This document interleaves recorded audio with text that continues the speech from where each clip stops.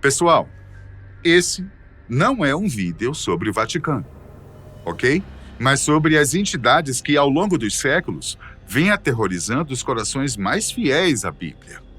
Entidades mitológicas que podem, de alguma forma, ter interferido assustadoramente na vida de muitas pessoas. Mais uma vez, esse não é um vídeo falando sobre o que os papas esconderam da gente durante toda a história da igreja, mas algo mais assustador. Algo que costuma tirar o sono das pessoas e que invariavelmente acaba deixando outras malucas.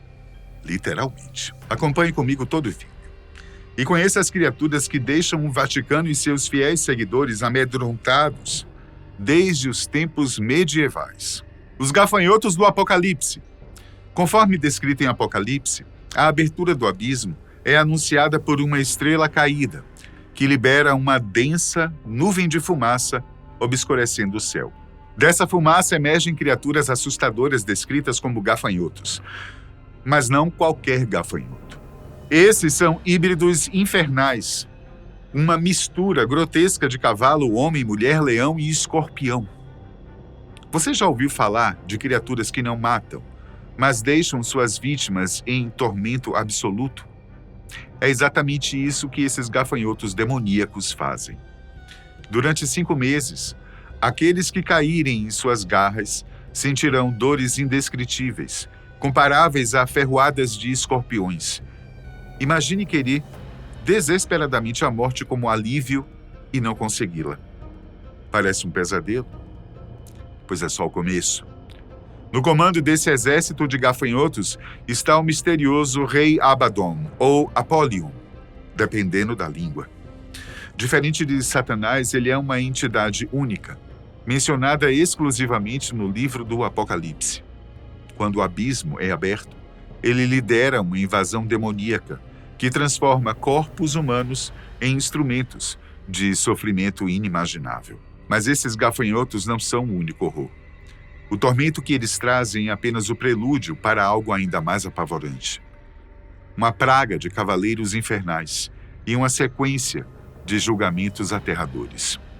E se você carrega a marca da besta, acredite, esses monstros terão você na mira. A ironia? Ninguém sabe ao certo o que essa marca representa, o que só aumenta o terror do desconhecido. Azazel. Um nome que ecoa através de lendas judaicas como símbolo de mistério e temor. Mas sua história vai além de ser apenas um demônio ou figura mítica. Ele é o centro de um dos rituais mais simbólicos da tradição judaica, o bode expiatório. No Yom Kippur, o dia do perdão, 2 bodes eram escolhidos. Um seria sacrificado em honra ao Senhor, enquanto o outro, carregado com os pecados de toda uma comunidade, seria enviado ao deserto para Azazel.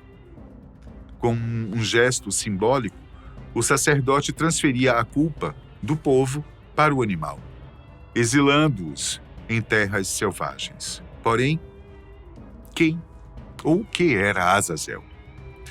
No livro de Levítico, Azazel aparece em um contexto enigmático.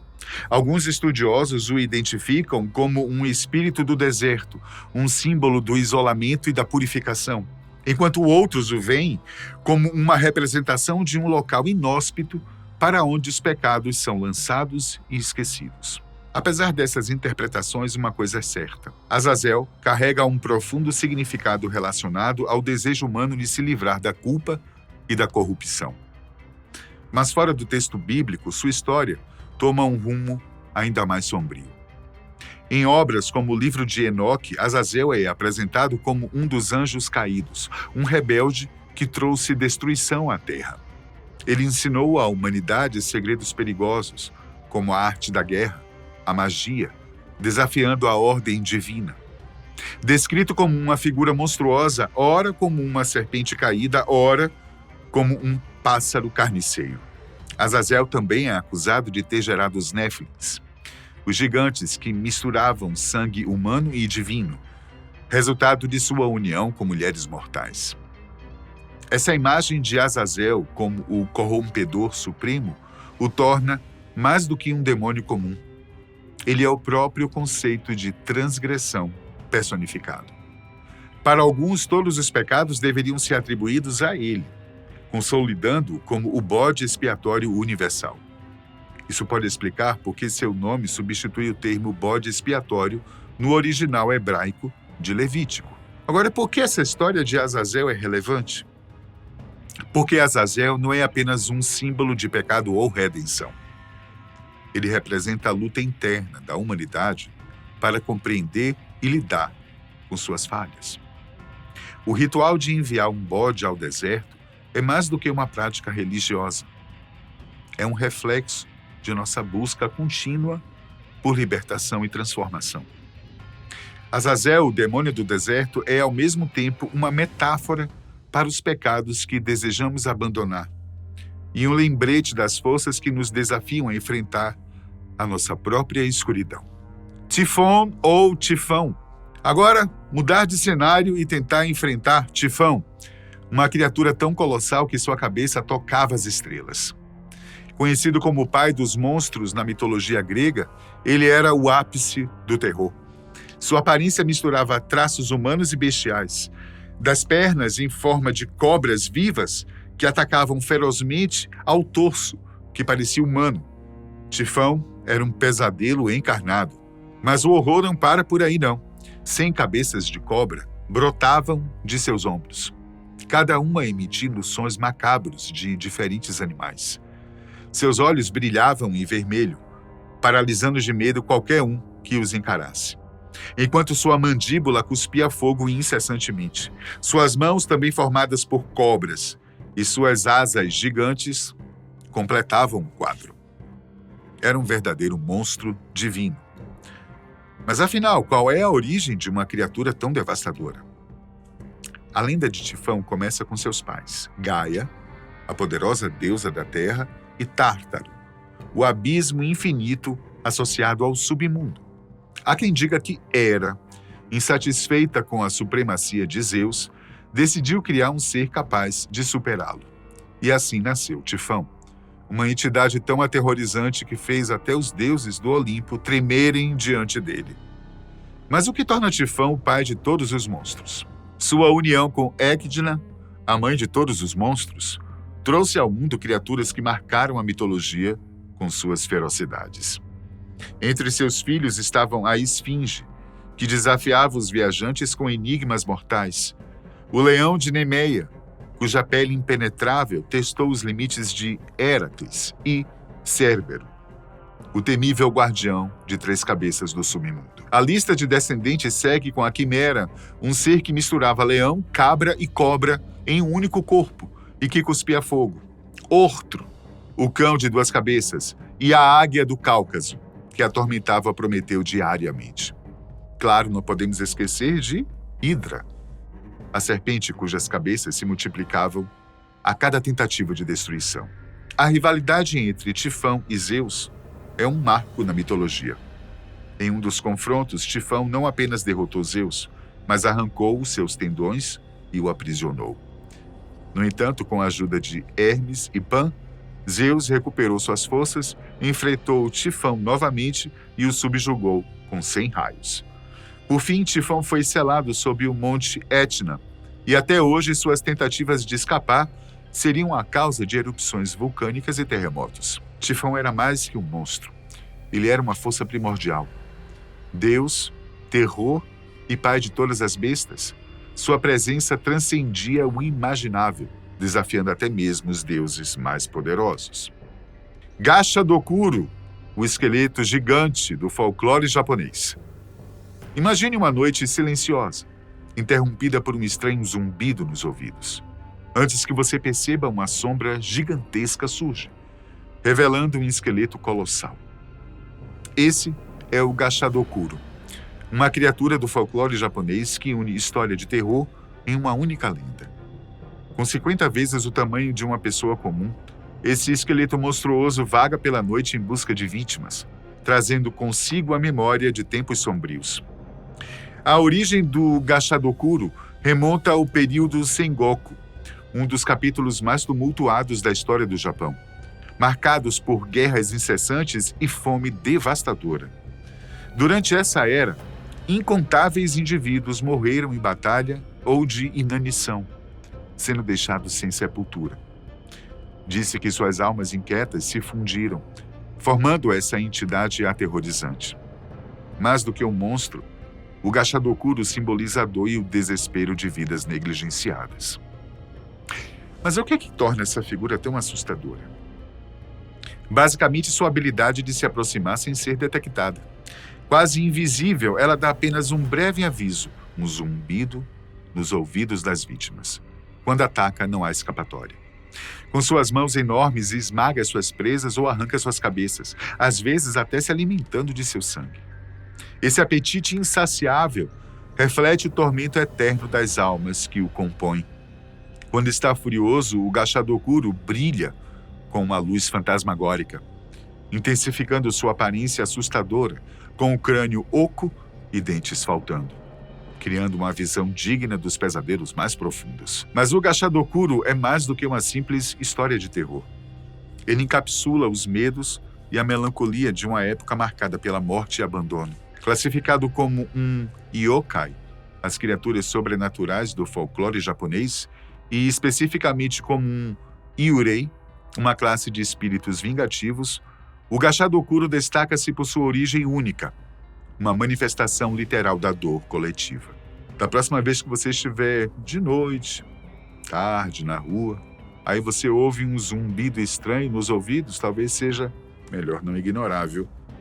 Pode ser o Gachadokuro à espreita, ou talvez apenas um caso de zumbido comum, né? Tá disposto a arriscar? Vamos ao próximo. Mer, o pesadelo nórdico.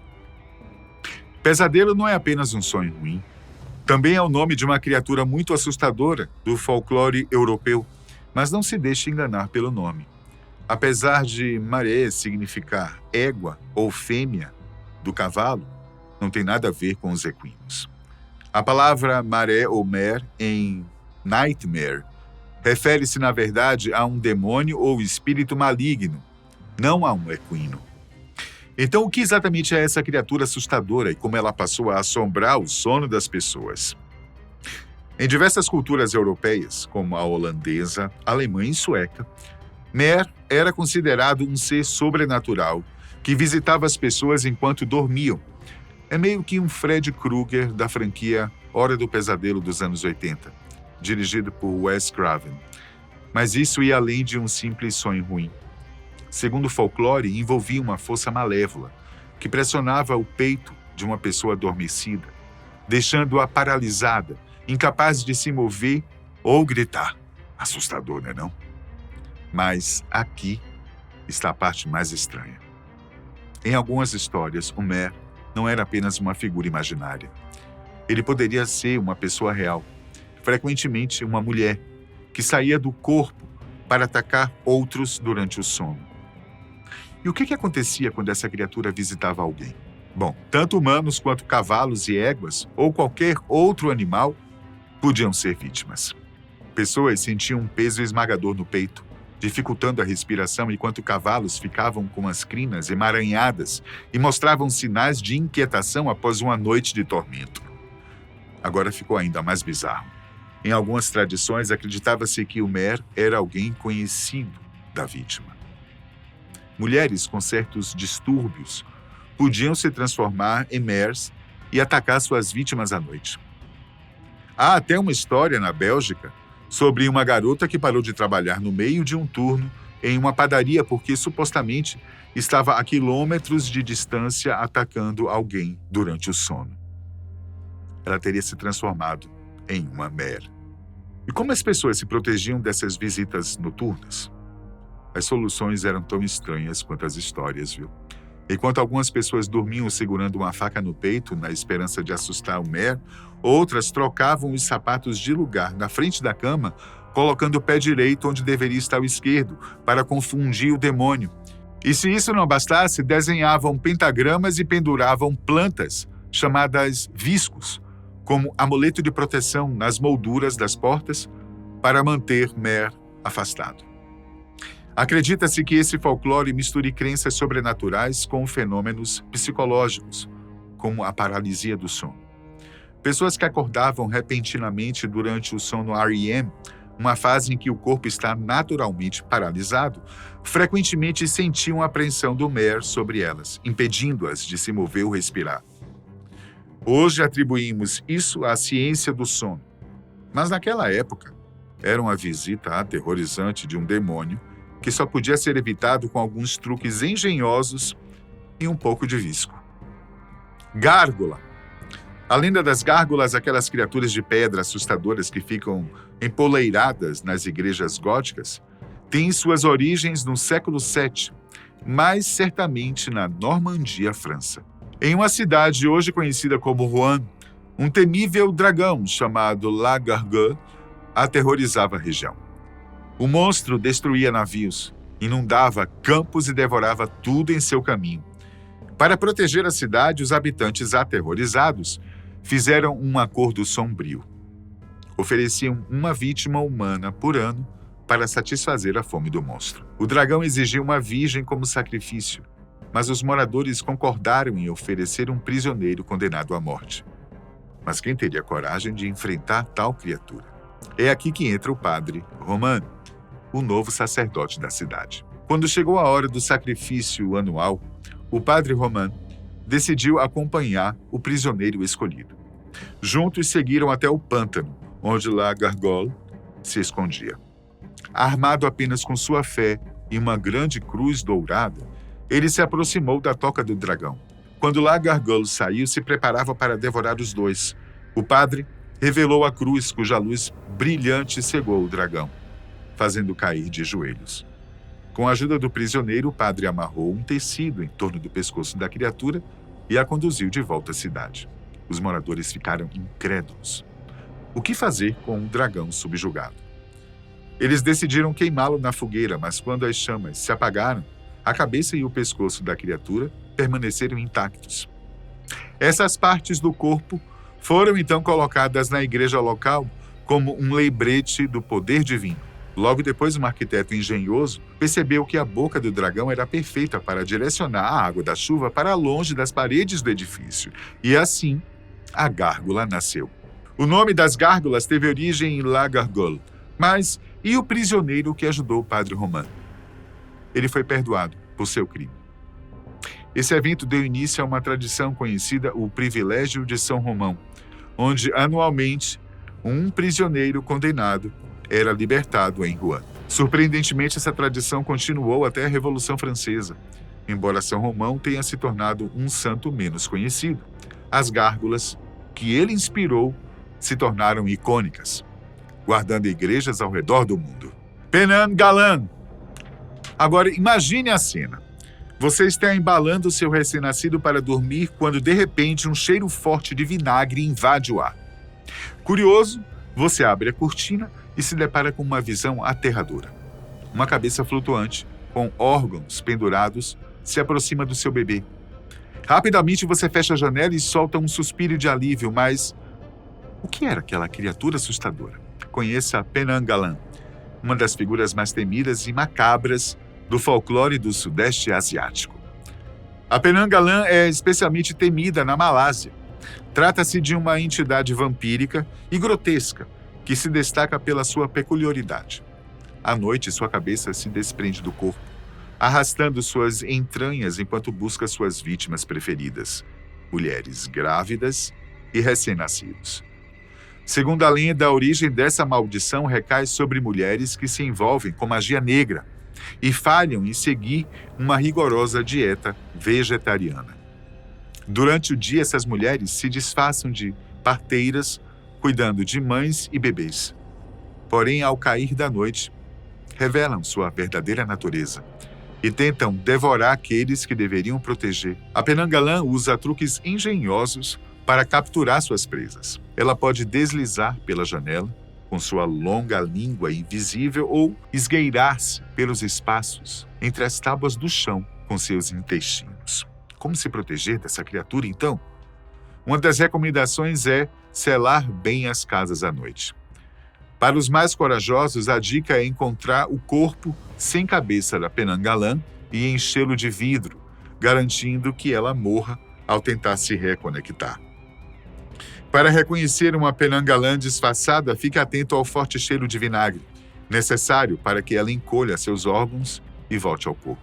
A Penanggalan não é uma lenda isolada. Variações dessa criatura existem em todo o Sudeste Asiático, como em Krasui, na Tailândia, o Manananggal das Filipinas e o Leiak, em Bali. Cada versão tem suas próprias peculiaridades, mas todas compartilham uma ligação com o parto e as ansiedades maternas.